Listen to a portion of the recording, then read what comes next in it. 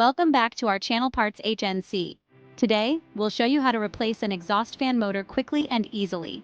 If your fan is noisy, has reduced airflow, or isn't working, it's time for a replacement. Let's get started. First, gather your tools: a screwdriver, pliers, a voltage tester, and the replacement motor. Ensure you have the correct motor model for your fan.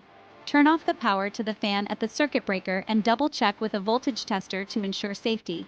Remove the fan cover by unscrewing or unclipping it. Locate the motor, disconnect the wires, and unscrew it from the mount. Keep the screws safe for later use.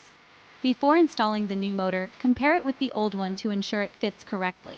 Attach the new motor to the mount, reconnect the wires, and match them to their respective terminals.